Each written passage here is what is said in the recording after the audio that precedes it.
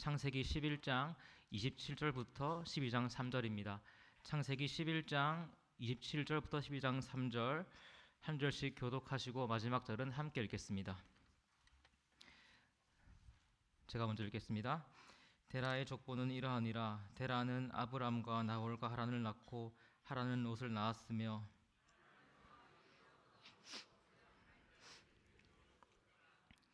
아브람과 나홀이 장가 들었으니 아브람의 아내의 이름은 사레며 나홀의 아내의 이름은 밀가니 하란의 딸이요 하란은 밀가의 아버지이며 또 이스가의 아버지더라.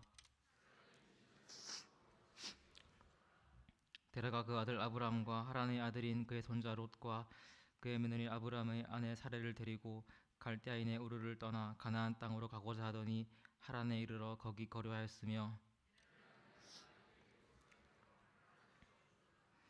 여호와께서 아브람에게 이르시되 너는 너의 고향과 친척과 아버지의 집을 떠나 내가 내게 보여줄 땅으로 가라.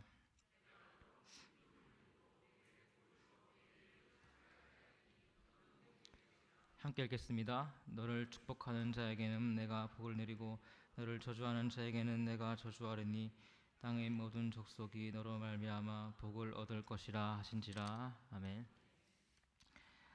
웃음꽃 사명꽃이란 제목으로 은혜 나누어 보겠습니다. 성도 여러분, 우리가 만약 회사나 가게를 운영하는데 어려움이 생기면 어떻게 하시겠습니까? 새로운 사람을 뽑아서 길을 열어야 하면 새 직원으로 능력 있고 힘찬 사람을 뽑으시겠습니까? 아니면 어딘가 모르게 어둡고 힘이 없는 사람을 선택하시겠습니까? 오늘 함께 읽은 창세기 12장 앞에는 하나님 나라의 위기가 묘사됩니다. 주님 사람을 창조하셨는데 그들은 타락했고 죄악이 땅에 가득했습니다. 그래서 하나님 이 모습 보시고 한탄하시고 홍수로 인류를 심판하셨습니다. 그런데 주님은 긍휼이 많지 않으십니까? 노아의 가족들을 구원하시고 그들을 통해 다시 한번 주님 나라가 부흥하기를 바라셨지만 그들 역시 하나님 기대를 저버립니다. 바벨탑을 쌓고 자신들의 이름을 높이려 합니다. 하나님을 높이고 인정해라고 남겨진 사람들이 그 반대로 가는 것입니다. 하나님 나라의 위기입니다. 그러나 성도 여러분, 주님께서는 자신의 나라를 포기하지 않으십니다. 먼저는 자신의 영광을 위해서이고 또 사람들을 불쌍히 보시기 때문입니다. 그렇다면 하나님께서는 어떻게 자신의 나라를 세워 가실까요? 국가의 3요소에는 영토, 주권, 국민이 있습니다. 모든 게 다 중요하지만 특별히 이 중에서 국민과 주권을 살펴보면 한 나라의 사람들이 다른 나라 사람들의 간섭 없이 그들의 일을 결정할 때 우리들은 그 나라가 있구나, 그 나라 힘이 있구나 인식할 수 있습니다. 마찬가지로 하나님 나라가 드러나고 그 나라가 부흥하기 위해서는 사람이 중요합니다. 어떤 사람이 주님 뜻대로 살고 하나님만 의지할 때, 한마디로 믿음으로 살 때 저 사람을 보니 주님 나라가 있구나, 주님 살아계시구나 할 수 있습니다. 주님께서는 자신의 나라를 세워가실 때 바로 사람을 부르십니다. 11장 9절까지 바벨탑 사건이 묘사되고 그 후 10절부터 26절까지 한 족보가 등장합니다. 특별히 16절부터 26절까지가 중요한데 이들이 바로 주님께서 구분해 놓으신 하나님 나라의 새로운 대안입니다. 그리고 저는 오늘 26절 데라는 70세에 아브람을 낳았더라, 주님께서 지명하여 부르신 족보의 끝에 있는 아브람에 대해 말해보고자 합니다. 27절부터 32절까지는 아브람이 어떤 인물인지 우리에게 말해주고 있습니다. 아브람 우르에 살고 있었고 그의 아버지 데라이고 아내 이름은 사레입니다. 여기까지만 보면 그는 별다를 것이 없는 평범한 가정을 이루고 있습니다. 그러나 30절은 우리에게 아브람이 현재 어떤 상태인지 말해주고 있습니다. 창세기 11장 30절 화면을 보시고 함께 읽어보겠습니다. 시작. 고대 근동 지방에서 자식은 신의 선물로 여겨졌고 그래서 아이가 없다는 것은 신의 은총에서 제외된 것으로 보았습니다. 또한 창세기 12장 4절을 보시면 아브라함의 나이 75세라 되어 있는데 그때까지 그에게 아기가 없습니다. 이런 상황에서 아브람과 그의 아내 사레가 어땠을까요? 마음이 어렵고 근심이 가득하고 힘이 없을 것입니다. 얼굴에 웃음이 없을 것입니다. 그런데 성도 여러분, 혹시 오늘 여기 모이신 저와 여러분 얼굴에는 웃음이 있습니까? 기쁨과 소망이 가득하십니까? 경제개발협력기구 OECD 올해 보고서를 보시면 우리나라의 행복지수가 38개국 중 뒤에서 4등이었습니다. 우리가 살면서 기쁘고 좋은 일도 물론 있지만 힘들고 어려울 때도 있지 않으십니까? 걱정거리도 있고 또 오늘 아브람처럼 너무도 풀리지 않는 삶의 문제로 신음할 때가 다들 있으실 것입니다. 모세는 다음과 같이 우리 인생을 말하고 있습니다. 시편 90편 10절 우리 화면을 보시고 함께 읽어보겠습니다. 시작.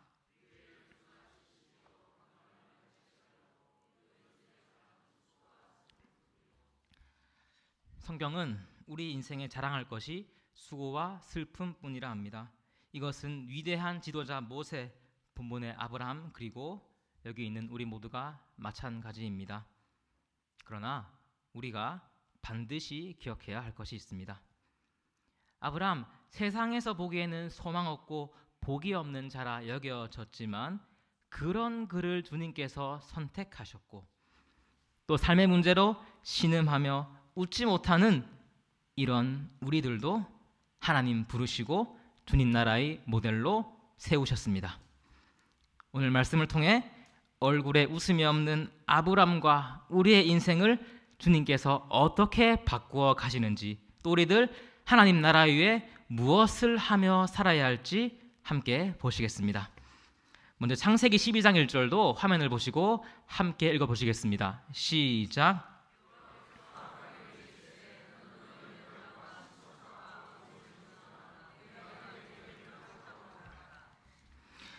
아브라함이 살던 그 당시 사회는 부족 사회였습니다.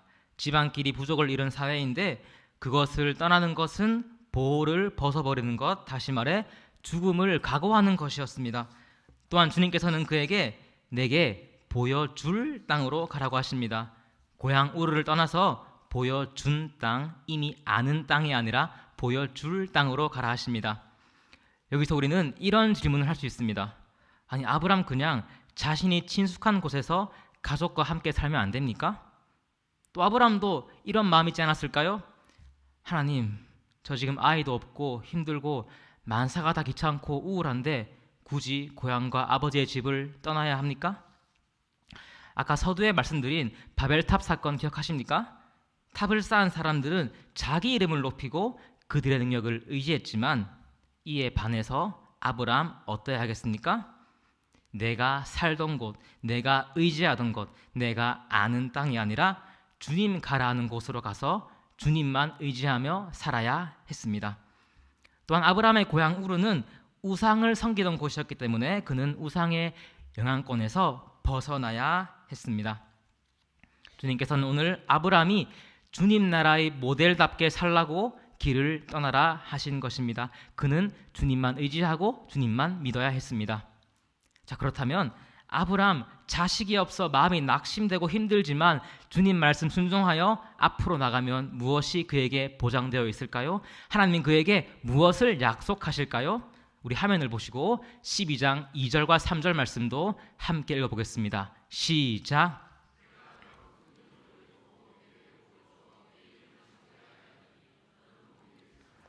너를 축복하는 자에게는 내가 복을 내리고 너를 저주하는 자에게는 내가 저주하리니 땅의 모든 족속이 너로 말미암아 복을 얻을 것이라 하신지라.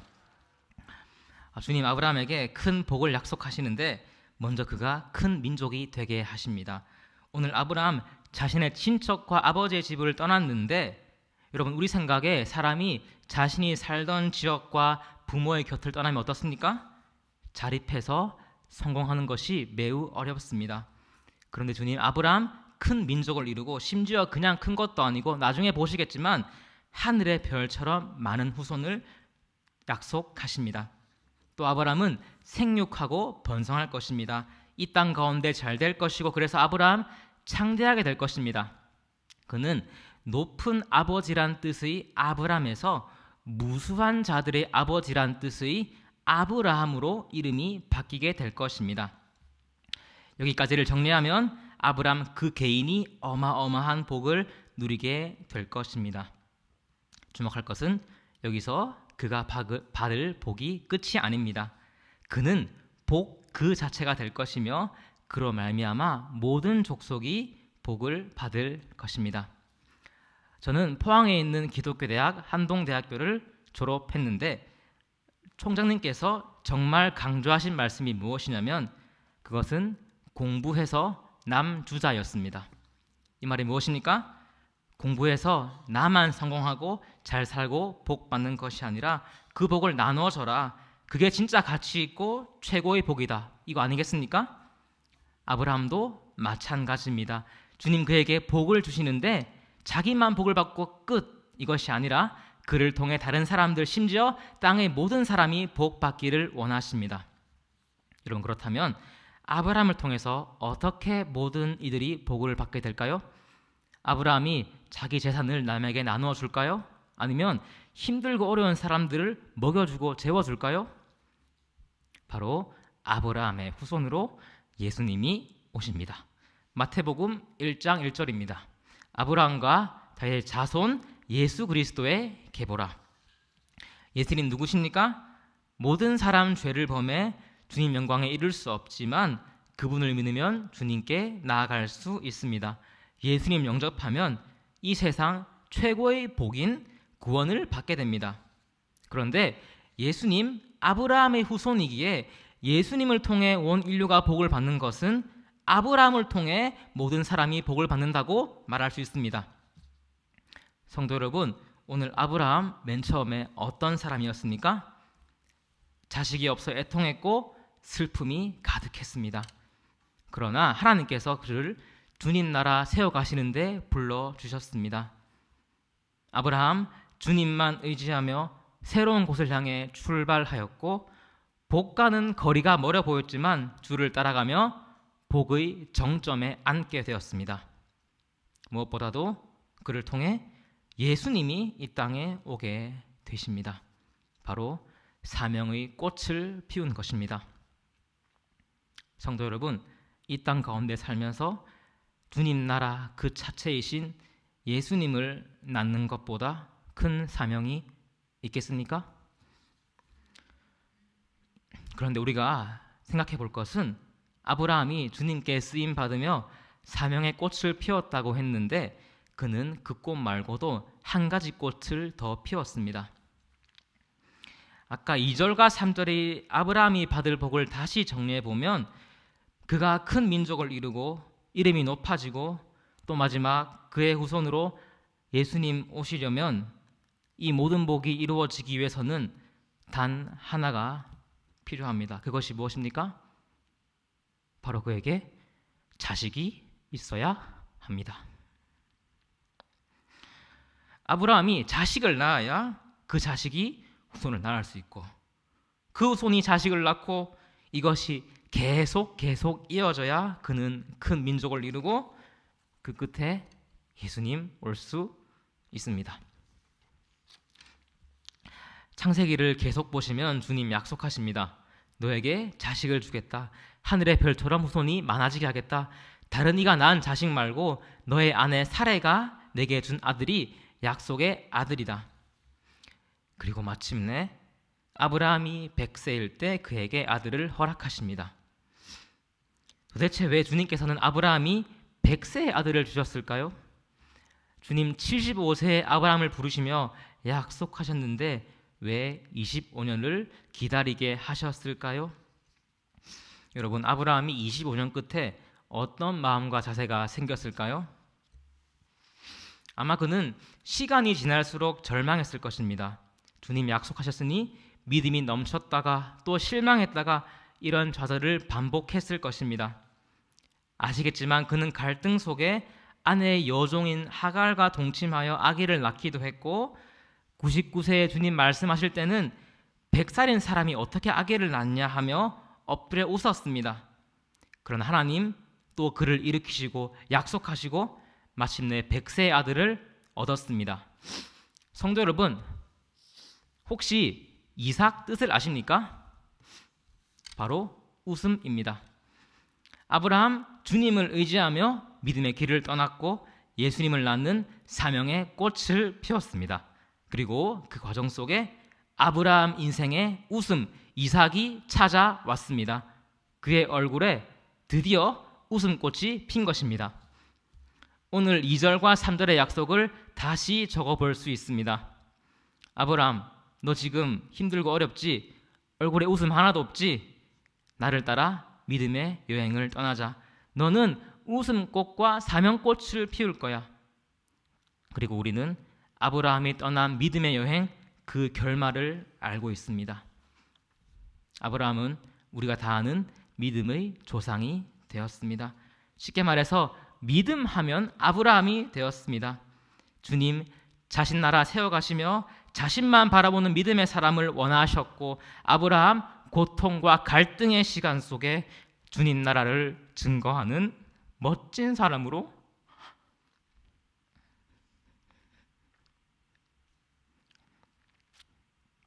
우뚝 선 것입니다. 성도 여러분, 그런데 제가 한번 생각해 봤습니다. 만약 아브라함이 자식이 있고 삶에 슬픔도 없었으면 주님께서 그를 도구로 부르셨을까요? 마태복음 5장 3절과 4절 화면을 보시고 함께 읽어보시겠습니다. 시작.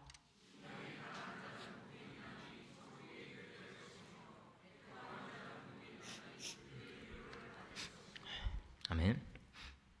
아브라함, 그의 인생이 비어 있었기 때문에 주님께서 채우실 수 있었고 그 채우심 속에 하나님의 능력이 드러났습니다. 만약 그의 인생이 복으로 꽉 차 있었다면 믿음을 쓸 필요가 있었겠습니까? 그러므로 저는 이런 측면에서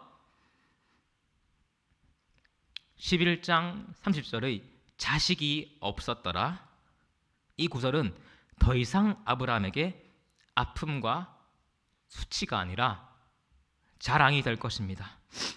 내가 자식이 없었기 때문에 주님 능력으로 이삭을 얻어 위로받고 그 끝에 예수님 오심으로 제 사명을 다했습니다. 아브라함 이렇게 고백하지 않았을까요? 귀한 성도 여러분, 그리고 저는 이 고백이 오늘 우리 모두의 고백이라 믿습니다. 우리 인생 어떻습니까? 아브라함처럼 한 가지씩의 아픔이 다 있지 않으십니까? 기도했지만 오랜 시간 응답이었고 다른 사람들은 복을 누리며 사는데 나는 복이 없어 보입니다. 위축이 되고 내가 지금 무엇을 하며 어디로 가고 있나 이런 마음 들 때 있지 않으십니까? 그러나 주님께서는 바로 이런 우리들에게 역사하십니다. 상한 심령을 가지고 애통하며 주님 아니면 답이 없는 우리에게 말씀하십니다. 너의 힘으로 안 되니 내가 역사한다. 반드시 내가 너를 축복한다. 그러므로 우리들 어떻게 하겠습니까? 우리 아픔을 부끄러워할 것이 아니라 오히려 자랑해야 할 것입니다. 내가 힘들기에 주님 나를 사용하셨다. 내가 슬퍼했지만 마침내 주님 나를 위로하셨다. 이렇게 삶에서 하나님 위로의 간증이 우리 가운데 넘치기를 소원합니다. 우리 인생의 오늘 반드시 이삭이 찾아올 것입니다. 그런데 이 과정 가운데 반드시 기억해야 할 것이 있는데 우리들도 아브라함처럼 주님 나라를 세워나가는데 힘써야 합니다.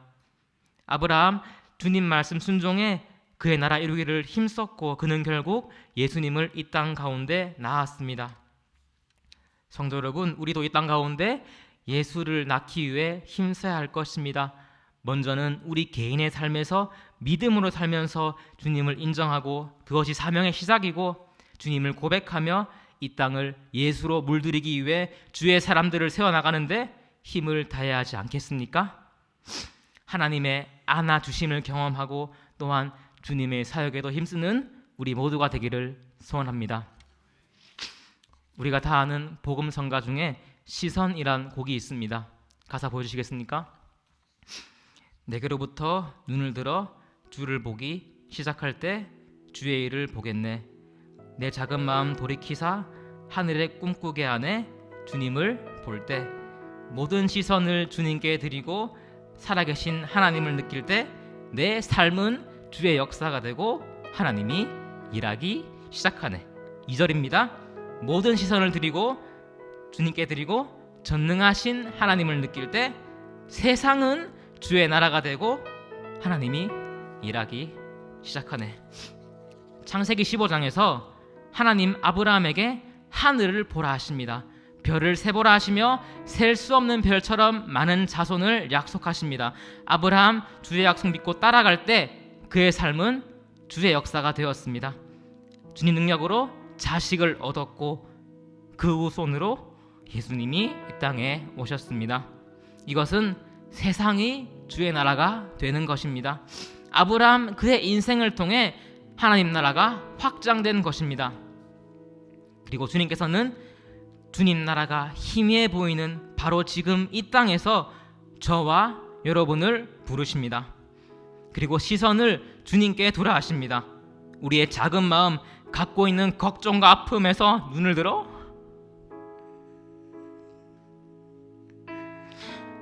하나님을 보라 하십니다.